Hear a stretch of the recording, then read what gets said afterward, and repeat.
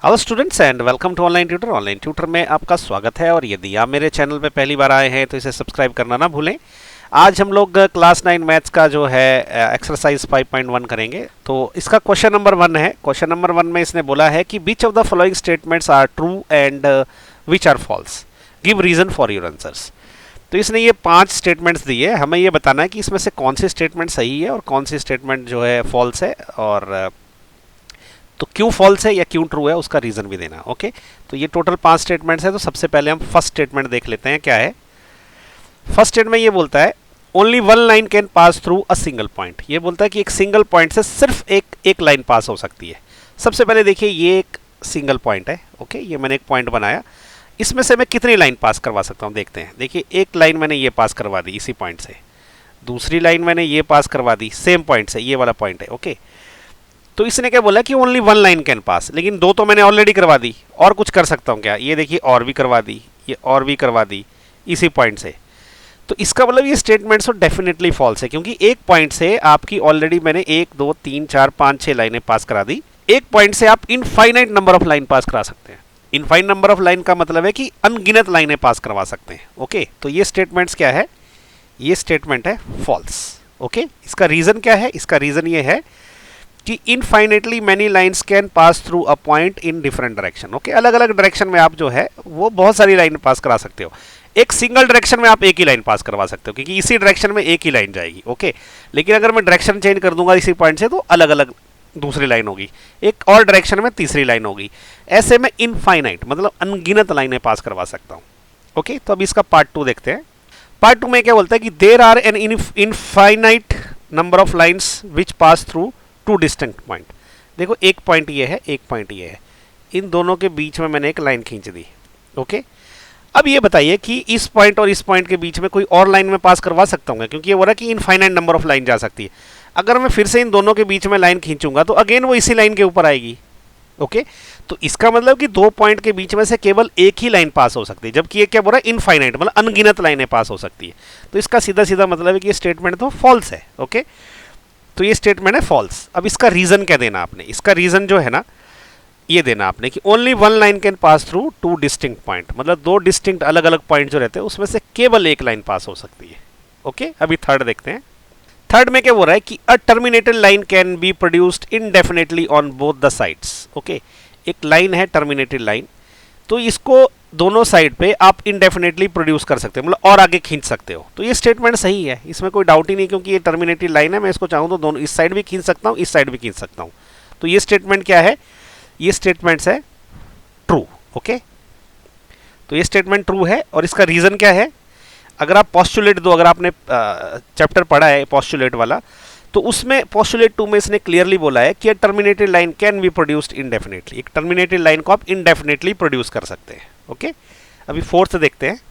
Fourth में बोला कि if two circles are equal then their radii are also equal. तो मैंने सर्कल एक्चुअली ड्रॉ करके रखे हैं। ये सर्कल है, एक सर्कल ए है, ये मान लीजिए सर्कल बी है। ओके, ये बिल्कुल बराबर है दोनों। मैंने इसकी रेडियाई भी बना रखी, रेडियाई बोले तो रेडियस। ओके, तो इसकी रेडियस बना रखी है, ये इसकी रेडियस है, ये इसकी रेडियस है। अब ये क्या बोले, दोनों सर्कल इक्वल है। ओके, तो इसका वाले इसके एरिया भी इक्वल होंगे। कैसे, अगर मैं इस सर्कल को उठा के ये वाले सर्कल के ऊपर रख दूं, ओके, ये मैंने इसको खींच दिया और इसके ऊपर रख दिया, तो ये दोनों एक दूसरे के ऊपर सुपर इंपोज हो गए, और ये रेडियस भी एक दूसरे के ऊपर सुपर इंपोज हो गई। इसका वाले सर्कल भी इक्वल है और इसकी रेडियस भी इक्वल है। ओके, यानी कि इनका एरिया भी इक्वल है। ओके, तो जो सर्कल ए है, ए का एरिया कितना है, पाई आर स्क्वायर। ओके, बी का एरिया भी कितना रहेगा, सर्कल बी का, ये भी पाई आर स्क्वायर रहेगा। ओके, तो इसका मतलब ये है कि रेडियस तो दोनों के इक्वल ही रहेंगे, क्योंकि ये इक्वल है। ओके, तो ये स्टेटमेंट क्या है, ये ट्रू है। तो ये स्टेटमेंट क्या है, ट्रू है। ओके, इसका रीजन क्या है कि two equal circle will have same radii from the relation, इस रिलेशन से, क्योंकि इन दोनों का एरिया सेम है। ओके, ये वाला एरिया जो है ये ए बी वाला एरिया नहीं है, ये एरिया वाला एरिया है, क्योंकि एरिया क्या है, दोनों का पाई आर स्क्वायर है। अगर दोनों का, क्योंकि एरिया इक्वल है तो रेडियस भी इक्वल हो जाएगी, क्योंकि सर्कल इक्वल है। ओके, फिफ्थ में क्या बोलता है, इन फिगर 5.9, एक्चुअली फिगर 5.9 है, मैं फिगर लिखना भूल गया। इसमें लिखा है कि if A B is equal to P Q, तो ये लाइन है ए बी, ये इस पी क्यू के बराबर है। ओके, और P Q is equal to X Y, ये पी क्यू जो है वो एक्स वाई के बराबर है। Then A B is equal to X Y, तो ये क्या हो रहा है, ये ए बी जो है ये इस एक्स वाई के बराबर है। ये तो बहुत सिंपल है, ये तो हमने एक्सियोम 1 में पढ़ा था कि अगर कोई एक चीज़ दो चीज़ों के, अगर कोई दो चीज़ें एक सेम चीज़ के समान है तो वो दोनों भी आपस में समान रहेगी, इक्वल रहेगी। जैसे फॉर एग्जांपल यहाँ पे ए बी जो है पी क्यू के बराबर है। ओके, अभी ए बी किसके बराबर है, ये है पी क्यू के बराबर। ओके, अभी एक्स वाई भी पी क्यू के बराबर है। ठीक है, सिर्फ इन्होंने उल्टा लिखा है लेकिन बात तो वही है। ठीक है, इन्होंने क्या लिखा है कि P Q is equal to X Y. Okay, इसको मैं ऐसे भी तो लिख सकता हूं कि X Y is equal to P Q, same चीज है ये, इसको मैं थोड़ी देर के लिए भूल जाऊं तो। अब ये ए बी भी पी क्यू के बराबर है, एक्स वाई भी पी क्यू के बराबर है, इसका मतलब जो ए बी है वो एक्स वाई के बराबर रहेगी, मतलब ये स्टेटमेंट ट्रू है। ओके, तो ये एक्सियोम नंबर 1 है। नहीं समझ आया आपको, मैं एक चीज बताता हूं। मान लीजिए ये लाइन ए बी जो है वो 5 सेंटीमीटर लंबी है। ओके, अब ए बी पी क्यू के बराबर है, इसका मतलब पी क्यू भी वो 5 सेंटीमीटर लंबी रहेगी। ठीक है, तो अब पी क्यू, अब देखिए अब ये ए बी, अब क्या है, ये P Q is equal to X Y है, तो ये एक्स वाई ये भी 5 सेंटीमीटर रहेगी। ओके, ये 5 सेंटीमीटर, ये 5 सेंटीमीटर, ये 5, मतलब तीनों लाइनें आपस में बराबर है। तो इसका मतलब अगर A B is equal to P Q is equal to X Y, इसका मतलब A B is equal to X Y. Okay, तो ये क्या है, ये ट्रू है। ये ट्रू क्यों है, ये हमारा एक्सियोम 1 हमने पढ़ा है ना। मैं लिंक डाल देता हूँ इसका चैप्टर का। उस वीडियो में मैंने बताया कि एक्सियोम जो है क्या है, यूक्लिड के एक्सियोम्स। ओके, तो things which are equal to the same things are equal to one another. तो ये इसका क्वेश्चन नंबर 1 जो है वो एक्सरसाइज 5.1 का खत्म हो गया। नेक्स्ट हम इसका करेंगे क्वेश्चन नंबर 2। आज हम लोग क्लास 9 मैथमेटिक्स की एक्सरसाइज 5.1 का क्वेश्चन नंबर 2 करेंगे। और क्वेश्चन नंबर 2 में इन्होंने पूछा है कि give a definition for each of the following terms. Okay, तो ये इन्होंने टर्म्स दिए बहुत सारी, ये बोल रहे कि सबके लिए हमने डेफिनेशन देनी है। Okay, are there other terms that need to be defined first. अब ये बोले कि जब हम इसकी डेफिनेशन देंगे तो क्या कोई और भी ऐसी टर्म्स है जिनको हमने पहले डिफाइन करना है, but are they and how might you define them. तो वो क्या हो सकती है और हमने उन्हें कैसे डिफाइन करना है। तो इसमें ज़्यादा कंफ्यूज नहीं होना, हमें टोटल जो है ये 5 चीज़ें डिफाइन करनी है, और इनको डिफाइन करने के लिए कुछ जरूरत पड़े तो हम वो भी जरूर डिफाइन करेंगे। ओके, तो पहला है पैरेलल लाइन, दूसरा है परपेंडिकुलर लाइंस, तीसरा है लाइन सेगमेंट, चौथा है रेडियस ऑफ ए सर्कल, और पांचवा है स्क्वायर। ओके, तो हम सबसे पहले पैरेलल लाइंस क्या होती है वो डिफाइन कर लेते हैं। देखिए पैरेलल लाइंस क्या होती है, पैरेलल लाइंस क्या होती है, देखिए इसकी डेफिनेशन शब्दों में क्या है। Parallel lines are lines in a plane that are always at the same distance apart. Parallel lines never intersect. Okay, अब देखिए इसका मतलब क्या है, शब्दों में तो उसकी डेफिनेशन होगी, ये आप याद कर लीजिए। ठीक है, लेकिन हिंदी में इसका मतलब ये होगा कि पैरेलल लाइंस क्या है, वो लाइन है प्लेन में जिनके बीच की दूरी हमेशा समान रहती है, सेम दूरी, चेंज नहीं होती, और एक दूसरे को कभी इंटरसेक्ट नहीं करती। इसको समझ लेते हैं। समझ लीजिए ये एक लाइन है। ओके, और एक और लाइन है, ये दोनों लाइन है। अब क्या इन दोनों की बीच की जो दूरी है ना, ये हर जगह सेम रहेगी। ओके, जैसे कि ये देखिए, ये इन दोनों के बीच की दूरी है, ये वाली लाइन, ये यहाँ पे भी उतनी रहेगी, यहाँ पे भी सेम दूरी रहेगी, यहाँ पे भी सेम दूरी रहेगी, यहाँ पे भी सेम दूरी रहेगी। आप इसको जितना मर्जी जहाँ मर्जी नाप ले, इन दोनों के बीच की दूरी जो है वो सेम रहेगी। ओके, दूसरा क्या है कि ये पैरेलल लाइंस कभी एक दूसरे को इंटरसेक्ट नहीं करती। इसका मतलब क्या है कि आप इनको जितना मर्जी आगे की तरफ एक्सटेंड कर लो कहीं भी, ये कभी भी एक दूसरे को इंटरसेक्ट नहीं करेगी। इंटरसेक्ट का मतलब होता है ऐसे क्रॉस करना। ओके, एक दूसरे को क्रॉस करना, ये कभी नहीं करेगी। उसका कारण क्या है, क्योंकि इन दोनों के बीच की दूरी हमेशा समान है, चेंज ही नहीं, एकदम बराबर सेम दूरी रहती है, यहाँ भी यहाँ भी यहाँ भी सब जगह, तो इंटरसेक्ट कर ही नहीं सकती क्योंकि दूरी सेम रहेगी, चाहे इस तरफ बढ़ा लो चाहे इस तरफ बढ़ा लो। तो ये इसकी डेफिनेशन है। अच्छा, पैरेलल लाइन को डिफाइन करने से पहले हमें क्या क्या चीज़ें पता होनी चाहिए। देखिए यहाँ इसी में आंसर है इसका, इसमें हमको देखो लाइन पता होनी चाहिए क्या है, तभी तो हम पैरेलल लाइन डिफाइन कर सकते हैं ना। तो हमें क्या क्या पता होना चाहिए, देखिए we must know about line and plane. ये गलती से क्रॉस बीच में आ गया। हमें लाइन और प्लेन के बारे में पता होना चाहिए। ठीक है, लाइन क्या होता है और प्लेन क्या होता है, इसकी डेफिनेशन हमें आनी चाहिए। लाइन क्या होती है हमने जो है आपको पता है डिफाइन कर रखा है पहले, और प्लेन क्या होता है हमें इसके बारे में पता होना चाहिए। ओके, अभी नेक्स्ट डिफाइन करते हैं। अब परपेंडिकुलर लाइन, इन्होंने सेम बोला कि जैसे हमने पैरेलल लाइन डिफाइन करी थी, अभी परपेंडिकुलर लाइन डिफाइन करिए। तो perpendicular lines are the lines that intersect each other at right angle. Right angle मतलब 90 डिग्री पे। ओके, राइट एंगल 90 डिग्री को बोलते हैं, मतलब ऐसी दो लाइनें जो एक दूसरे को 90 डिग्री पे काटती हैं। ओके, जैसे फॉर एग्जांपल मेरे पास एक ये लाइन है और एक और ये लाइन है, इन दोनों ने एक दूसरे को देखो यहाँ पे काटा है। ओके, तो अब ये जो एंगल है ना, ये वाला एंगल या ये वाला एंगल, ये 90 डिग्री का होना चाहिए। ओके, तो ये जो एंगल है ये 90 डिग्री का है। तो ऐसी दो लाइनें जो एक दूसरे को काटती है जब, तो वो 90 डिग्री का एंगल बनाती है। 90 डिग्री मतलब ये राइट एंगल लिखा हुआ है। तो उसको हम बोलते हैं परपेंडिकुलर लाइंस। ओके, तो इसको डिफाइन करने से पहले भी हमें किस चीज़ का पता होना चाहिए, हमें लाइंस का पता होना चाहिए। ओके, और हमें राइट एंगल का भी पता होना चाहिए कि राइट एंगल क्या होता है, या एंगल इन जनरल पता होना चाहिए। ओके, तो हमें we must know about line and right angle. ठीक है, लाइन और राइट एंगल का पता रहेगा तभी तो हम लोग डिफाइन कर पाएंगे ये। ओके, तो मतलब हमको इस चीज़ को डिफाइन करने के लिए जिन जिन टर्म्स का पता होना चाहिए तो वो हमें ये पता होना चाहिए। राइट, तो अभी थर्ड करते हैं। तीसरा क्या, ये लाइन सेगमेंट की बात कर रहे हैं कि लाइन सेगमेंट क्या होता है। देखिए अभी हमने लाइन तो देख ली पहले, परपेंडिकुलर लाइन, पैरेलल लाइन, अब लाइन सेगमेंट क्या है। तो देखिए लाइन सेगमेंट क्या होता है, a line segment is piece और part of a line that has two end points. Okay, तो ये ऐसा बोल रहा है कि एक बड़ी लाइन का एक पार्ट है जिसके दो एंड पॉइंट्स है। Okay, unlike a line segment has definite length. Okay, तो देखिए समझते हैं इसको। ये मेरे पास एक लाइन है। ओके, ये लाइन ऐसी होती है जिसको हम इनडेफिनेटली आगे पीछे कहीं पे भी जो है वो एक्सटेंड कर सकते हैं, उसको हम लाइन बोलते हैं। ठीक है, ये लाइन है, लेकिन हमें डिफाइन करना लाइन सेगमेंट। अब लाइन सेगमेंट क्या बोल रहा है line segment is a piece और पार्ट ऑफ अ लाइन। तो इस लाइन का एक छोटा पीस है, उसको लाइन सेगमेंट बोलते हैं। सेगमेंट का मतलब क्या होता है, पार्ट।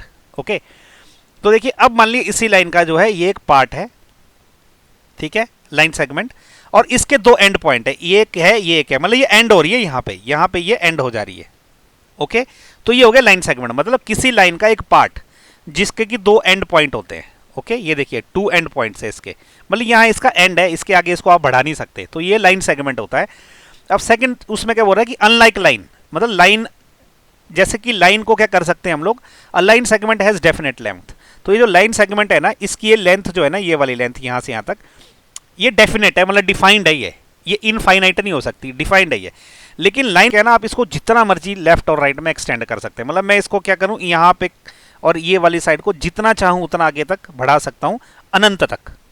ओके, लेकिन लाइन सेगमेंट को मैं ऐसा नहीं कर सकता, इसकी लेंथ जो है ना वो ये डिफाइंड है, ये इसकी डिफाइंड है लेंथ। जैसे मैं बोलूँगा ये 5 सेंटीमीटर है लाइन सेगमेंट, तो 5 सेंटीमीटर रहेगा, 10 सेंटीमीटर रहेगा, तो इसकी एक लेंथ है जो डिफाइंड होती है लाइन सेगमेंट की, लेकिन लाइन की लेंथ जो है वो डिफाइंड नहीं होती। ओके, तो अब ये देख लीजिए कि अगर मुझे लाइन सेगमेंट डिफाइन करना तो उससे पहले मुझे क्या क्या पता होना चाहिए, मुझे पॉइंट्स पता होने चाहिए क्या होते हैं, मुझे लाइन के बारे में पता होना चाहिए। ओके, तो ये टर्म्स मुझे पता होनी चाहिए, क्या क्या, स्पेशली पॉइंट के बारे में, लाइन के बारे में भी पता होना चाहिए और पॉइंट के बारे में। तो यहाँ पे मैं लिख देता हूँ, हमें पॉइंट और लाइन दोनों के बारे में पता होना चाहिए। ओके, अभी फोर्थ करते हैं। फोर्थ में बोला कि रेडियस ऑफ अ सर्कल, ये बोला कि किसी सर्कल की रेडियस क्या होती है। देखिए सर्कल आपको पता है क्या होता है, ये एक सर्कल है ना, तो रेडियस क्या होती है, सेंटर से लेके कहीं तक का भी एक डिस्टेंस ना, ये जिसको बोलते हैं हम लोग इसकी सरकमफ्रेंस। ओके, इसकी सर्कल की, तो ये जो डिस्टेंस होता है इसको हम रेडियस बोलते हैं। तो इसकी डेफिनेशन क्या है, distance from centre point two any and point on the circle is called radius of a circle. Okay, तो सेंटर पॉइंट से लेके इसके एंड पॉइंट तक, किसी भी एंड पॉइंट यहाँ तक कहीं तक भी, इसको हम रेडियस बोलते हैं। फॉर एग्जाम्पल ये मेरे पास एक सर्कल है, ये जो है इसका सेंटर है, तो मैं क्या करता हूँ, इस सेंटर से ये यहाँ से लेके किसी भी पॉइंट तक का डिस्टेंस, ये भी मेरी रेडियस है। ओके, ये वाला डिस्टेंस ये भी रेडियस है। ओके, ये वाला डिस्टेंस ये भी रेडियस है, मतलब किसी भी सेंटर से लेके इस वृत्त तक मैं किसी भी पॉइंट तक का अगर मैं डिस्टेंस लेता हूँ, वृत्त बोले तो सर्कल, तो वो इसकी रेडियस होती है। अब देखिए हमें पता क्या क्या होना चाहिए, हमें ये पता होना चाहिए कि पॉइंट क्या होता है, सेंटर क्या होता है और सर्कल क्या होता है। ये चीज़ें जब तक हमको पता नहीं रहेगी तब तक हम रेडियस ऑफ सर्कल जो वो डिफाइन कर ही नहीं सकते। राइट, तो अभी फिफ्थ पार्ट है। फिफ्थ में क्या बोलता है, देखिए स्क्वायर। स्क्वायर क्या होता है, देखिए स्क्वायर क्या होता है, a quadrilateral in which all 4 sides are equal and all 4 angles are right angles. ठीक है, is called a square. Quadrilateral, देखिए सबसे पहले क्वाड्री क्या होता है, क्वाड्री का मतलब होता है 4। ओके, लेटरल मतलब भुजाएं, तो जिसकी 4 भुजाएं होती है वो होता है क्वाड्रिलेटरल। जैसे ये जिसकी 4 भुजाएं, ये भी एक क्वाड्रिलेटरल है। ओके, एक ऐसा इसकी भी 4 भुजाएं, ये भी क्वाड्रिलेटरल है। लेकिन जो स्क्वायर है ना वो एक स्पेशल टाइप का क्वाड्रिलेटरल है। वो कैसा है, ये बोल रहा है कि उसकी एक तो ऑल 4 साइड जो वो बराबर होती है और 4 एंगल्स होते हैं उसके, चारों के चारों एंगल रहते हैं ना, ये वाले एंगल, इसको ये वाले एंगल है, ये सारे 90 डिग्री के रहते हैं। जैसे कि ये देखिए ये काइंड ऑफ स्क्वायर है। अब इसमें क्या है ना, ये वाली भुजा, ठीक है, जो कि अब येलो कलर की होगी, ये वाली भुजा ये भी येलो कलर की होगी, ये वाली भुजा जो येलो की होगी, ये वाली भुजा, ये चारों की चारों भुजाएं एक दूसरे के बराबर होती है। यानी कि अगर एक भुजा 5 सेंटीमीटर है तो सारी की सारी 5 सेंटीमीटर होगी, एक 10 सेंटीमीटर है तो सारी की सारी 10 सेंटीमीटर होगी, यानी कि जितनी इसकी एक की लेंथ रहेगी उतनी सबकी रहेगी। इसके अलावा एक ये तो क्या हो गया, ये हुआ भुजाओं के बारे में कि क्या है, all the four sides are equal. उसके अलावा एक और चीज़ है कि all the four angles are right angle. तो ये चारों के चारों एंगल है ना, ये 90 डिग्री के होते हैं, ठीक है। जैसे ये एंगल है, ये एंगल है, ये एंगल है, ये एंगल है, ये सारे के सारे, ये भी 90 डिग्री है, ये भी 90 डिग्री है, ये भी 90 डिग्री है और ये भी 90 डिग्री। तो सारे के सारे एंगल जो 90 डिग्री है। अगर ये कंडीशन फुलफिल हो गई तो आपका जो है स्क्वायर बन जाता है, ठीक है। तो इसलिए इसकी डेफिनेशन क्या बनती है, a quadrilateral in which all the four sides are equal, मतलब चारों भुजाएं ये चारों बराबर है आपस में, and all the four angles are right angle, मतलब ये सारे के सारे एंगल जो राइट एंगल है, राइट एंगल मतलब 90 डिग्री के है, ओके। तो अभी स्क्वायर को डिफाइन करने से पहले हमें और भी डेफिनेशंस पता होनी चाहिए। क्या क्या डेफिनेशन होनी चाहिए, वो है आपको क्वाड्रिलेटरल क्या पता होना चाहिए। जैसे मैंने बताया ना, क्वाड्रिलेटरल क्या होता है, चार भुजाओं वाला, ओके, चतुर्भुज बोलते हैं हम हिंदी में, और इंग्लिश में बोलते हैं क्वाड्रिलेटरल। और राइट एंगल पता होना चाहिए, राइट एंगल मतलब कि भाई 90 डिग्री का कौन। इसके अलावा हमको एक और चीज़ पता होनी चाहिए, लाइन, लाइन पता होनी चाहिए या साइड पता होनी चाहिए, ओके। तो ये हो गया। तो इसी के साथ जो है ना क्वेश्चन नंबर 2 हो गया खत्म। नेक्स्ट वीडियो में हम करने जा रहे हैं क्वेश्चन नंबर 3। आपको कुछ डाउट है या कुछ दिक्कत है तो प्लीज़ जो है नीचे कमेंट करके पूछिए, मैं इमीडिएटली आपका जो डाउट क्लियर करूँगा। और यदि आपने मेरा चैनल सब्सक्राइब नहीं किया तो प्लीज़ सब्सक्राइब ज़रूर करें और लाइक और शेयर ज़रूर करें मेरे वीडियोज़ को। आज हम लोग एक्सरसाइज 5.1 जो कि क्लास 9 मैथमेटिक्स की है, उसका हम क्वेश्चन नंबर 3 करेंगे। और क्वेश्चन नंबर 3 में इसने पूछा है, consider two postulates given below, okay. नीचे दो पोस्टुलेट्स दिए गए हैं। पोस्टुलेट्स आपको पता है क्या होता है, हमने पढ़ा इनके बारे में। पोस्टुलेट्स वो चीज़ होती है जिसको हम लोग जनरली ट्रू मानते हैं, ओके। तो अब देखिए इसमें क्या है, पहला पोस्टुलेट क्या है, given any two distinct point A and B there exist a third point C which is in between A and B. ये पहला पोस्टुलेट है।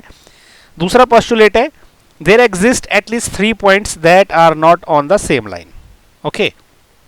अब इसके अलावा ये तो इसने दो पोस्टुलेट दे दिए। अब इसके बाद वो ये पूछता है कि do these postulates contain any undefined term, are these postulates consistent, do they follow from Euclid's postulate explain. तो इसने बेसिकली पहले दो पोस्टुलेट दिए, उसके बाद ये 1, 2 और 3 ये 3 सवाल पूछे, हमने इन तीनों सवाल का जवाब देना है, ओके। पहले पोस्टुलेट समझना जरूरी है, तभी हम आगे इन क्वेश्चंस का जवाब दे पाएंगे, ओके। तो इसमें क्या बोलता है, पहला समझ लेते हैं इसको, ओके। इसमें क्या बोलता है, given any two distinct point A and B. तो ये बोल रहा है कि मान लो कोई पॉइंट है ए और बी, ठीक है। तो ये समझो कि ये वाला जो है ये है पॉइंट ए, इसको मैं पॉइंट ए मान लेता हूं। वैसे ही समझो कि कोई पॉइंट है बी, ओके, एक पॉइंट बी ले लिया। अब ये बोलता है कि ए और बी के बीच में एक पॉइंट सी एग्जिस्ट करता है, इन दोनों के बीच में, ओके। तो ये समझ लो ये वाला पॉइंट है सी। अभी ऐसे एग्जिस्ट करता है कि अगर इनको मैं ज्वाइन करूँ ना, एक सीधी लाइन पे पढ़ने चाहिए ये, क्योंकि इन दोनों के बीच में ये एग्जिस्ट करता है, ओके। तो ये पोस्टुलेट, तो अगर मैं एक लाइन खींचूं ना तो ये तीनों एक स्ट्रेट लाइन पे आएंगे आपको, ओके। इसका मतलब ये है कि ए और बी के बीच में एक तीसरा पॉइंट सी है। तो ये पोस्टुलेट है। तो पोस्टुलेट, क्योंकि पोस्टुलेट का मतलब ये होता है कि जो हमें स्टेटमेंट दे दी गई है उसको हमने सच मानना कि ये सही है, ओके। सेकंड में क्या बोलता है कि there exist at least 3 point that are not on the same line. ऐसे कोई 3 पॉइंट है जो सेम लाइन पे नहीं है। देखिए फिर से अगेन समझिए, कोई पॉइंट है ए, ओके। इसको मैं बोल देता हूं कि ये पॉइंट ए है। इसके अलावा समझो कि कोई और पॉइंट है, इसको आप मान लो कि ये पॉइंट बी है, ओके। इसके अलावा एक तीसरा पॉइंट है जो पॉइंट सी है। अब ये बोल रहा है कि तीनों पॉइंट ऐसे एग्जिस्ट करते हैं जो कि सेम लाइन पे नहीं है। अब देखिए अगर मैं ए और सी को ज्वाइन करूं तो क्या होगा, ए और सी मैंने ज्वाइन किया, बी इसमें नहीं आ रहा है, ओके। अब मैं ए और बी को ज्वाइन करता हूं, ए और बी को मैंने ज्वाइन किया तो अब सी इसमें नहीं आ रहा। अब सी और बी को अगर मैं ज्वाइन कर लूं तो अब क्या है, इससे ए बाहर हो गया। तो मतलब ये 3 ऐसे पॉइंट है जो एक लाइन पे एग्जिस्ट नहीं करते, अलग अलग लाइन पे, ओके। तो ये 2 पोस्टुलेट्स है। अब इन पोस्टुलेट्स की मदद से हम लोग धीरे ये तीनों के एक एक करके जो टर्म्स जो है वो हम डिफाइन करेंगे। तो देखिए पहला हमने इसका आंसर देना है कि do these postulates contain any undefined term. अब इसमें ज़्यादा दिमाग आपने लगाना नहीं है, सिंपल सी बात है कि 2 पोस्टुलेट दिए, उसमें ऐसी जो टर्में दी गई है जिनके बारे में हमने पहले कभी नहीं सुना है तो वो अनडिफाइंड है। फॉर एग्जाम्पल इसमें लिखा given any two distinct points, point दिए इसने, तो पॉइंट जो है डिफाइन नहीं किया ना, तो हमारे लिए एक तो हो गया पॉइंट भी डिफाइन नहीं किया, इसको पॉइंट को डिफाइन करना उसने, ओके। उसके बाद क्या बोला इसने कि there exist at least 3 points that are not on the same line. Line एक ऐसी चीज है जिसको इसने डिफाइन नहीं किया, तो हम ऐसा बोल सकते हैं कि yes these postulates contains many undefined terms. वो क्या अनडिफाइंड, ओके, थोड़ा गलत हो गया, डिफाइंड लिख दिया गलती से, this is actually undefined, okay, undefined terms है ये। अब वो क्या क्या है, पॉइंट और लाइन, इन्होंने पॉइंट और लाइन को जो है डिफाइन किया ही नहीं है। ओके ठीक है, तो अब सेकंड पार्ट करते हैं इसका। फर्स्ट हो गया, अभी सेकंड करते हैं। अब सेकंड पार्ट क्या है, आर दीज पोस्टुलेट्स कंसिस्टेंट। ये बोलना चाह रहा है कि पहली और जो दूसरी स्टेटमेंट है क्या ये कंसिस्टेंट है। कंसिस्टेंट तो था वो चीज़ जो एक दूसरे को कॉन्ट्राडिक्ट नहीं करती। ओके जैसे कि मैं एग्जाम्पल में ये बोलता हूँ कि मैं एक लड़का हूँ। पहला पोस्टुलेट्स मैंने बोल दिया कि मैं एक लड़का हूँ, दूसरे पोस्टुलेट में बोलता हूँ और मैं लड़की भी हूँ। तो भाई एक ही इंसान लड़का और लड़की नहीं हो सकता ना, ठीक है। तो मतलब ये दोनों एक दूसरे के साथ कंसिस्टेंट नहीं है, ठीक है। तो वो इंडिविजुअली पोस्टुलेट एक ट्रू हो सकते हैं, लेकिन एक दूसरे के साथ वो नहीं बैठ सकते क्योंकि वो एक दूसरे को काट रहे हैं, वो एक दूसरे के अपोजिट बोल रहे हैं। या जैसे फॉर एग्जांपल कोई ये कहे कि अभी बाहर अंधेरा है, तो एक पोस्टुलेट हो गया। दूसरा कहेगा अभी बाहर दिन है, तो दिन है तो लेकिन अंधेरा नहीं हो सकता ना, तो एक कंसिस्टेंट नहीं है। वैसे ही हमने बोलना है कि हमने ये देखना है कि ये कंसिस्टेंट है कि नहीं है, मतलब एक दूसरे को काट रहे हैं या एक दूसरे के साथ जा रहे हैं। साथ जा रहे हैं तो कंसिस्टेंट है, अगर काट रहे हैं तो एक दूसरे के अगेंस्ट है।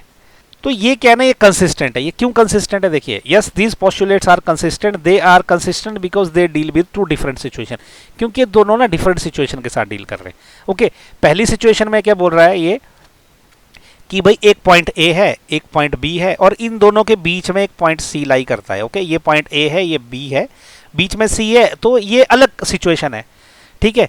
और दूसरी सिचुएशन क्या है, जो दूसरा वाला पोस्टुलेट क्या बोलता है कि भाई एक पॉइंट एग्जिस्ट करता है, एक दूसरा पॉइंट एग्जिस्ट करता है। ये मान लो ए पॉइंट है, ये बी पॉइंट है। अब ये बोल रहे हैं कि इसके अलावा बाहर जो है ना कोई तीन ऐसे पॉइंट है, चलो मैं एक लाइन मार देता हूँ इन दोनों के बीच में, तीन कोई ऐसे पॉइंट है जो इसके ऊपर नहीं है, ठीक है। At least 3 points they are not on the same line. तो देखो एक पॉइंट बाहर है सी, ये इसके ऊपर मैं बना सकता हूँ ना बाहर कहीं, और भी बना सकता हूँ, डी बना सकता हूँ, और कुछ बना सकता हूँ मैं। ओके कुछ भी बना सकता हूँ मैं। तो इसलिए ये क्या, ये कंसिस्टेंट है क्योंकि ये दोनों सिचुएशन जो है वो अलग अलग है। तो देखिए नेक्स्ट में क्या है, do they follow from Euclid's postulates. क्या ये यूक्लिड्स के पोस्टुलेट्स, तो इसका सीधा सीधा आंसर है नहीं, क्योंकि ऐसा कोई यूक्लिड का पोस्टुलेट नहीं है। ओके तो इसका आंसर होगा no, these postulates do not follow Euclid's postulates. Okay ये दोनों जो पोस्टुलेट है यूक्लिड के पोस्टुलेट्स नहीं है ये, लेकिन एक यूक्लिड का एक्सियोम है। अगर आप बुक देखोगे ना तो एक्सियोम 5.1 है, ठीक है। तो हम ऐसा लिख सकते हैं कि दे फॉलो एक्सियोम, और एक्सियोम क्या है वो, गिवन टू डिस्टिंक्ट पॉइंट्स, मतलब दो पॉइंट अगर मैं दे दूं, ठीक है, तो there is a unique line that passes through them. इनके बीच में से एक यूनिक लाइन पास करती है इन दोनों पॉइंट के बीच में, तो ये वाला जो है वो फॉलो करता है। तो ये आपने इसके आंसर में लिखना, तो ये तीसरा भी हो गया। ओके तो इसी के साथ जो है ना एक्सरसाइज 5.1 का क्वेश्चन नंबर 3 हो गया खत्म। आपको कुछ डाउट है तो प्लीज़ नीचे कमेंट करिए या वीडियो रिवाइंड करके देखिए, ये बड़े सिंपल से क्वेश्चन है। ओके तो और मेरे जो है चैनल को लाइक और सब्सक्राइब करना ना भूलिए। अभी हम लोग एक्सरसाइज 5.1 का जो है क्वेश्चन नंबर 4 करेंगे, और क्वेश्चन नंबर 4 में इसने पूछा है कि if a point C lies between 2 point A and B such that A C is equal to B C, then prove that A C is equal to half of A B, explain by drawing the figure. Okay सबसे पहले हम ये जानते हैं कि भाई ये पूछना क्या चाह रहा है। ओके देखिए क्या पूछना चाह रहा है, ये बोल रहा है कि मान लीजिए कोई पॉइंट ए है, ओके, और समझिए कि कोई पॉइंट बी है। अब इन दोनों पॉइंट्स के बीच में एक और पॉइंट लाई करता है जो कि है पॉइंट सी। ओके और ये किस तरह से लाई करता है, अब ये अगर मैं इन तीनों को आपस में जोड़ दूं ना, ये मैंने जोड़ दिया लाइन से, अब ये अगर जोड़ देता हूं तो ऐसा है कि ये जो AC है, ये देखो इसने दिया AC, तो ये यहां से लेके यहां तक की जो लंबाई है AC की लंबाई, ये BC के बराबर है, यहां से लेके यहां तक की लंबाई के बराबर है। ओके और अगर ऐसा है तो अभी हमें ये प्रूव करने के लिए बोल रहा है कि प्रूव दैट, हमें क्या प्रूव करना है कि AC is equal to half of AB, और explain by drawing the figure. Figure तो हमने ऑलरेडी ड्रॉ कर ली इसकी। ओके तो देखिए इसको करना कैसे, सबसे पहले हमें एक बहुत सिंपल सा काम करना है। अगर मैं ये दोनों लंबाई AC और BC को जोड़ दूं तो क्या बनेगा, ठीक है, ऐसा लिख देता हूं मैं। सोल्यूशन में हम क्या लिखेंगे, इसका जो सोल्यूशन है, अब देखिए ये जो फिगर है इससे क्या होगा, हम ऐसा लिखेंगे कि फ्रॉम फिगर जो हमने अभी ड्रॉ की है, इस फिगर में हमने क्या है, देखो AC, ये जो AC है प्लस इस AC में मैं ये BC लंबाई जोड़ दूं, ये प्लस BC जोड़ दूं तो क्या बनेगा, ये पूरी लंबाई बनेगी यहां से लेके यहां तक की। ओके तो ये बन जाएगा AB के बराबर। ओके ठीक है, नहीं समझ आया फिर से बोलता हूं, देखो ये AC लंबाई है, इसमें मैंने ये BC लंबाई जोड़ दी, ये दोनों जोड़ दिया, तो ये टोटल पूरी लंबाई बन गई यहां से लेके यहां तक, तो ये बन गया AB। ये बहुत सिंपल है। अब इसका मतलब क्या है, देखो मैं क्या कर सकता हूं, अब मुझे AC is equal to something prove करना है, तो मैं ये वाला AC तो मैं एज इट इज रहने दूंगा, प्लस देखो इस इक्वेशन में BC कहीं नहीं है जो हमें प्रूव करना है, तो BC की जगह मैं क्या लिखने वाला हूं, कुछ और। तो ये देखो BC किसके बराबर है, AC के बराबर है, तो मैं BC की जगह भी AC ही लिख सकता हूं। ओके ये किसके बराबर हो गया, AB के बराबर। मुझे यहाँ ब्रैकेट में लिखना पड़ेगा, ऐसा क्यों होगा? ऐसा इसलिए होगा कि बिकॉज ये जो है ना AC is equal to BC, ये क्या है? ये गिवन है, ये हमको दिया गया है। ओके, दिया गया है कि AC BC के बराबर है, तो मैंने क्या किया, BC की जगह भी AC लिख दिया। अब देखिए AC और AC अगर मैं दोनों को जोड़ दूं तो ये 2 AC हो जाएगा। ओके, जैसे दो चीजें आपस में जुड़ गई तो उसका डबल हो जाता, तो ये हो गया AB के बराबर। अभी देखिए इक्वेशंस में क्या करते हैं, मैं AC को यहीं रहने दूंगा और ये जो 2 उसको उस साइड ले जाऊंगा तो ये बटे में चला जाएगा, तो ये हो जाएगा 1/2 AB। ओके, तो यही तो मुझे प्रूव करना था, यही तो मेरा टारगेट है, ये देखो। ओके, यही मुझे प्रूव करना था, तो ये है मेरा आंसर। ओके, तो ये सिंपल क्वेश्चन था, इसमें ज़्यादा कुछ डिफिकल्ट नहीं था। इस तरह के क्वेश्चन हम बहुत करेंगे आगे चल के भी, जब चैप्टर आएंगे आगे के, जो लाइंस वाले चैप्टर, ट्रायंगल वाले चैप्टर आएंगे, तो उसमें हम यही क्वेश्चंस करेंगे। ओके, तो ये क्वेश्चन एग्जाम में आ सकता है, मतलब इस तरह के क्वेश्चन जनरली इस पर्टिकुलर चैप्टर से एग्जाम में आने के चांसेस है। तो आपको कुछ वीडियो पसंद आया तो प्लीज़ लाइक, शेयर और सब्सक्राइब करें मेरे चैनल को। ओके, और कमेंट करें, अगर कुछ डाउट है तो कमेंट करके पूछिए। ओके, अभी हम करेंगे एक्सरसाइज 5.1 का क्वेश्चन नंबर 5, और क्वेश्चन नंबर 5 जो है क्वेश्चन नंबर 4 से रिलेटेड है। तो ये क्या बोल रहा है कि in question 4 point C is called a mid point of line AB, prove that every line segment has one and only one mid point. Okay, तो क्वेश्चन 4 में जो हमने प्रूव किया था, हमने वो यहाँ पे प्रूव करना है कि C जो है वो यूनिक पॉइंट है, कोई दूसरा पॉइंट वैसा हो नहीं सकता। तो देखिए सबसे पहले क्या है ना, ये सेम डायग्राम है जो क्वेश्चन 4 में मैंने ड्रॉ किया था कि एक पॉइंट A है, एक पॉइंट B है, इसके बीच में मिड पॉइंट में एक पॉइंट C लाई करता है। तो अगर पॉइंट C लाई करता तो उसमें क्या कंडीशन थी? सबसे पहले तो ये कंडीशन थी, ठीक है, आंसर में लिखते हैं सोल्यूशन में। पहली कंडीशन इसमें ये थी कि जो AC है ना, that is equal to BC। Okay, question 4 में दिया था। इसके अलावा हमने क्या प्रूव किया था? हमने ये भी प्रूव किया था जो AC है that is equal to half of AB, ये भी उसमें प्रूव किया था। ओके, इसको मैं जस्ट इक्वेशन 1 मान लेता हूँ, ठीक है। अब क्या करते हैं ना, अब ऐसा मान लेते हैं कि चलो ये तो C तो था एक पॉइंट, अगर हम ऐसा करते हैं कि कोई एक और पॉइंट D है, तो मैं उसको यहाँ पे या यहाँ पे कहीं भी ले सकता हूँ, मैं यहाँ ले लेता हूँ। एक और पॉइंट है D, ऐसा मानते हैं कि D is also mid point, तो ऐसा लिख सकते हैं कि let D is also a mid point of AB। अब समझो कि ये D भी मिड पॉइंट ऑफ AB है, तो इसका मतलब क्या होगा कि जैसे AC इक्वल टू BC है तो वैसे ही AD इक्वल टू BD होना चाहिए। तो इसका मतलब क्या हुआ कि जैसे ये AC इक्वल टू BC था, ओके, तो वैसे ही AD इक्वल टू BD होना चाहिए। तो विच इम्प्लाइज जो AD है that should be equal to BD, ये नंबर एक चीज़ होनी चाहिए। और दूसरा क्या होना चाहिए कि हाफ ऑफ AD, तो ये A से लेके D तक का जो डिस्टेंस है, ऐसा इसको लिख देते हैं। तो ये जो AD है ना, AD जैसे जो AC था ना हाफ ऑफ AB, वैसे ये AD जो है ये हाफ ऑफ AB होना चाहिए। ओके, इसमें कोई डाउट नहीं है। ये इक्वेशन 2 ले लेते हैं, ठीक। अब इक्वेशन 1 और 2 में क्या है ना, इसमें दो चीजें देखो, इन दोनों इक्वेशन के राइट हैंड साइड बराबर है, ठीक है। इसका मतलब क्या हो गया कि जिन इक्वेशन के राइट हैंड साइड बराबर होते हैं ना, हम ऐसा लिख सकते हैं कि फ्रॉम इक्वेशन 1 एंड 2 दोनों के राइट हैंड साइड बराबर है ना, तो इसका मतलब क्या हो गया कि AC जो है that should be equal to AD। एक हम ऐसा लिख सकते हैं, या एक एक्सियोम भी है एक। ओके, एक्सियोम क्या है हमारे पास? एक्सियोम ये है कि things which are equal to halves of same thing. Okay, जो चीजें किसी सेम चीज की आधी होती है वो आपस में बराबर होती है। तो ये चाहे तो मैं एक्सियोम से प्रूव कर लूँ या इक्वेशन से प्रूव कर लूँ। अगर आपको एग्जाम में ज़्यादा नंबर चाहिए तो इसमें बेसिकली आपको एक्सियोम से डालेंगे तो ज़्यादा अच्छा रहेगा, ठीक है। तो आप ऐसा लिख सकते हैं यहाँ पे रीजनिंग में, ऐसा लिख सकते हो आप कि because things which are equal to halves of same thing are equal। Okay, ये एक एक्सियोम है। ओके, आपने ये पढ़ा है, 7 नंबर का एक्सियोम है जो हमने पढ़ा है। तो इसका मतलब ये होगा कि अब देखिए AC इक्वल टू AD है, इसका मतलब ये जो लाइन यहां से लेके यहां तक की ये जो AC की लाइन है और ये जो लाइन यहां AC से लेके AD तक है, ये बराबर है। तो ये कब हो सकता है? ये तब हो सकता है जब ये C और D ना सेम पॉइंट हो, ठीक है, अदरवाइज ये हो ही नहीं सकता। तो इसका मतलब क्या हो गया? इसका मतलब है कि विच इम्प्लाइज में क्या है कि point C and D are same point. भाई ये तभी हो सकता है जब ये सेम पॉइंट है, मतलब D भी इसी के ऊपर लाई करता है, ये सेम पॉइंट हो तभी पॉसिबल है, ठीक है। तो बस इसका मतलब प्रूव हो गया कि भाई जब सी और डी सेम पॉइंट है तो इसका मतलब मैं चाहे ये पॉइंट यहाँ लूँ चाहे यहाँ लूँ, अल्टीमेटली प्रूव भी होगा कि ये सारा ये पॉइंट यहीं पर रहेगा, तभी ये कंडीशंस फुलफिल करेगा, अदरवाइज नहीं कर सकता। तो इतना ही है हमारा आंसर। ओके, कुछ कन्फ्यूजन है ना, कमेंट में क्वेश्चन करो, मैं आपका जो है वो क्लियर करूँगा। और कन्फ्यूजन नहीं भी है ना यार, तो भी कमेंट करो ताकि मुझे समझ आए कि जो मैं आपके लिए वीडियोस बना रहा हूँ यूज़फुल है भी कि नहीं है। ओके, आज हम लोग एक्सरसाइज 5.1 का जो है क्वेश्चन नंबर 6 करेंगे। और क्वेश्चन नंबर 6 बड़ा सिंपल है और ये एग्जाम में आ भी सकता है। तो इसमें इसने क्या बोला है कि इन फिगर 5.10, ये फिगर है 5.10, इसमें ये बोलता है कि if A C is equal to B D. Okay, तो ये जो ए सी है ना, यहाँ से लेके यहाँ तक, ये वाली लेंथ यहाँ से लेके यहाँ तक, this length is A C. ये बोला this A C is equal to B D. B D क्या है, यहाँ से लेके यहाँ तक की ये जो लेंथ है, ये वाली लेंथ, ये है बी डी। ओके, इसने ये दिया है कि भाई ये जो ए सी है ये इस बी डी के बराबर है। तो हमने प्रूव करना है कि A B is equal to C D. अब हमने ये प्रूव करना है कि ये जो ए बी है यहाँ से लेके यहाँ तक, मतलब यहाँ से लेके यहाँ तक की लेंथ जो है ये यहाँ से लेके यहाँ तक की लेंथ के बराबर है। ओके, तो देखिए इस क्वेश्चन को करने का ना बड़ा सिंपल सा तरीका है, शुरू करते हैं इसको। ओके, मैं बहुत ही शॉर्टकट और सिंपल और स्वीट तरीके से बताऊंगा आपको। आपको ऑलरेडी क्या दे रखा है, ए सी इक्वल टू बी डी। तो पहले आपने ये ए सी निकालना है कि ये ए सी क्या है। तो मैं आराम से बोल सकता हूँ ये जो ए सी है, ए सी देखो किसके बराबर, ए सी है यहाँ से लेके यहाँ तक की लेंथ।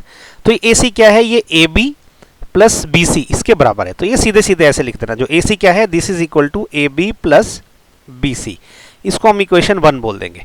अब सामने दिया है बी डी, तो बी डी कौन सी है, यहाँ से लेके यहाँ तक की लेंथ है। तो ये बी डी किसके बराबर है, ये हमने निकाल लेना। ओके, तो बी डी देखो क्या है, यहाँ से लेके यहाँ तक बी डी है, तो बी डी है B C plus C D के बराबर। तो ये क्या है, ये है B C plus C D के बराबर हो गया। ये हो गई क्वेश्चन नंबर 2। ओके, अब हमको ये तो दे रखा है ऑलरेडी कि A C is equal to B D, ये हमको क्या है, ये गिवन है ना। अब हम क्या करेंगे ना, ए सी और बी डी की वैल्यू इक्वेशन 1 और 2 से यहाँ पे डाल देंगे। तो ऐसा लिखेंगे हम कि putting values of A C and B D from equation 1 and 2। तो 1 और 2 में जो ए सी और बी डी की वैल्यू है वो यहाँ पे डाल देनी। तो ए सी की जगह हम क्या लिखेंगे, अब ये लिखेंगे। ओके, क्योंकि A C is equal to this है, तो ए सी की जगह मैं लिखूंगा A B plus B C, this is equal to, ये बी डी के बराबर है। तो बी डी की वैल्यू क्या है, वो यहाँ पे हमने निकाल रखी है। तो this is equal to B C plus C D. Okay, तो ये इक्वेशन आ गई। अभी हमको A B equal to something prove करना है। ओके, तो मैं ए बी यहाँ पे रख दूंगा और बाकी सब चीजें वहां ले जाऊंगा, क्योंकि सिर्फ यही बच गया, ये अब बी सी जो है इस तरफ चला जाएगा। तो अब क्या होगा कि A B is equal to, यहाँ पे B C plus C D already है, B C plus C D already है। ये जो बी सी है ये प्लस का है, तो वहां जाके ये माइनस का हो जाएगा। ओके, माइनस बी सी हो जाएगा। अब देखो B C plus B C same चीज, ये प्लस बी सी है, ये माइनस बी सी है, तो ये एक दूसरे को कैंसिल कर देगा। तो अब हमारे पास क्या बच गया कि A B is equal to C D. तो ये हमारा आंसर है, क्योंकि अल्टीमेटली हमने प्रूव यही करना था कि A B is equal to C D. Okay, तो ये हमारा आंसर आ गया। तो ये क्वेश्चन बड़ा सिंपल है और ये आ सकता है एग्जाम में, क्योंकि इसी तरह के क्वेश्चन जनरल इस चैप्टर में से आएंगे। ओके, तो इसी के साथ जो है एक्सरसाइज 5.1 का क्वेश्चन नंबर 6 भी हो गया। कुछ डाउट है तो प्लीज़ नीचे जो है कमेंट करके पूछें और मेरे चैनल को सब्सक्राइब और लाइक करना ना भूलें। आज हम लोग एक्सरसाइज 5.1 का जो है क्वेश्चन नंबर 7 करेंगे, क्लास 9 मैथमेटिक्स का। और ये क्वेश्चन नंबर 7 जो इस एक्सरसाइज का आखिरी क्वेश्चन है, तो चलिए इसको करना शुरू करते हैं।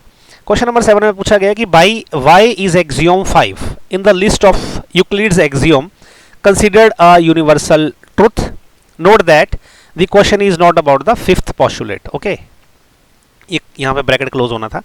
तो ये बोलना चाह रहा है कि देखो पोस्टुलेट के बारे में नहीं, ये क्वेश्चन ये एक्सियोम के बारे में। ठीक है, तो हमें ये पूछना गया है कि वो जो फिफ्थ एक्सियोम है ना, वो यूनिवर्सल ट्रुथ क्यों माना जाता है, यूक्लिड का जो फिफ्थ एक्सियोम है। तो मैंने एक्सियोम यहाँ लिख रखा है आपकी जानकारी के लिए, भी पता होना चाहिए एक्सियोम क्या है फिफ्थ वाला। तो इसका फिफ्थ एक्सियोम है the whole is greater than the part.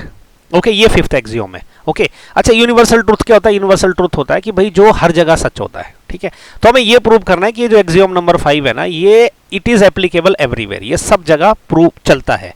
Okay, तो देखिए whole is greater than part, ये मैंने आपको ऑलरेडी सिखाया है। सिंपल सी बात है, किसी भी फील्ड में इसको लगाएंगे तो ये चलेगा। ओके, इसलिए यूनिवर्सल ट्रुथ है, हमें ये प्रूव करना है। सबसे पहली बात ये है कि अगर मैं जियोग्राफी की बात करूं, ओके, जियोग्राफी आपको पता है ना क्या होता है, जियोग्राफी जिसको हम हिंदी में भूगोल बोलते हैं। जियोग्राफी में क्या है कि देखिए एक बहुत पूरी हमारी अर्थ है, पूरी अर्थ है, ये होल हो गई। इसमें बहुत सारे कॉन्टिनेंट है, जिसमें कॉन्टिनेंट है जो कि है एशिया। ओके, ये एक एशिया कॉन्टिनेंट है इस पूरी अर्थ का। तो ये क्या, ये हो गया पार्ट, एशिया हो गया पार्ट और अर्थ हो गया होल, ठीक है। तो अब ये बताइए एशिया बड़ा है या अर्थ बड़ी है साइज में? डेफिनेटली अर्थ बड़ी है। तो इसका मतलब ये जो पार्ट है Asia, it is greater than, it is less than whole. Okay, तो ये क्या था, whole is greater than part, मतलब अर्थ जो है पार्ट से बड़ी है। तो जियोग्राफी में ट्रू हो गया। ओके, जियोमेट्री में देखते हैं, जो हमारे यहाँ पढ़ते हैं जियोमेट्री में क्या है, एक लाइन है। ओके, चलो अभी जियोमेट्री की बात करते हैं। जियोमेट्री, ठीक है, जियोमेट्री में क्या है, ये एक लाइन है, इसका मैं छोटा सा एक टुकड़ा काट दूंगा, तो ये जो टुकड़ा है ये हमेशा छोटा ही रहेगा। ओके, और ये जो पूरी लाइन है ये पूरी होल है, तो ये लाइन जो है अपने पार्ट से हमेशा बड़ी है, ठीक है। तो whole is greater than part, तो ये जियोमेट्री में भी चलता है। ओके, ऐसे ही ये जो है ना सब जगह चलता है, हर जगह ये जो है एक्सियोम नंबर 5 जो ट्रुथ है कि जो पूरा पार्ट है वो उसके टुकड़े से हमेशा बड़ा ही रहता है। ओके, तो इसलिए जो है हमारे आंसर क्या होगा, देखो ये तो समझाने के लिए लिखना क्या है आंसर में, आंसर में ये लिखना है कि since this is true for anything in any part of the world, this is a universal truth. Okay, ये हमारा आंसर रहेगा, ये एक्सप्लेन करने की जरूरत नहीं है। ओके, क्योंकि ये जो है पर्टिकुलर एक्सियोम सब जगह एप्लीकेबल है, इसलिए जो है ये एक यूनिवर्सल ट्रुथ है। यूनिवर्सल ट्रुथ होता है जो सब जगह चलता है। तो इसी के साथ जो है ना क्वेश्चन नंबर 7 भी खत्म हो गया एक्सरसाइज 5.1 का। और आपको कुछ डाउट है तो नीचे प्लीज़ कमेंट करके पूछिए, और प्लीज़ यार मेरे वीडियो को लाइक शेयर और सब्सक्राइब जरूर करें। और इसी के साथ जो है ना चैप्टर नंबर 5, क्योंकि इसमें एक ही एक्सरसाइज थी और उसके टोटल 7 क्वेश्चन थे, ये भी खत्म हो गया। ओके, आपको अगर मेरे वीडियो पसंद आए हो तो प्लीज़ लाइक शेयर और सब्सक्राइब करें मेरे चैनल को, ताकि मैं और एनकरेज हो सकूं और वीडियो बनाने के लिए। और कुछ इंप्रूवमेंट आपको लगती है कि मुझे करनी चाहिए अपने वीडियोस बनाने के लिए, तो प्लीज़ नीचे कमेंट करें, और कुछ भी रहो यार कमेंट करो एटलीस्ट, ताकि थोड़ा सा मेरे चैनल को बढ़ावा मिले। Okay, so thank you so much for watching my video, thank you.